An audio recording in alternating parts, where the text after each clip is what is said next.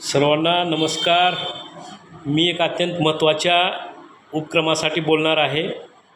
हर घर तिरंगा हा उपक्रम आपल्या देशाच्या स्वातंत्र्याचा अमृत महोत्सव साजरा करताना प्रत्येक भारतीयांच्या मनात राष्ट्राभिमान जागवण्यासाठी सुरू करण्यात आलेला आहे.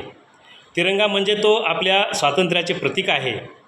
आपल्या शौर्याची, बलिदानाची आणि एकतेची साक्ष देणारा ध्वज आहे.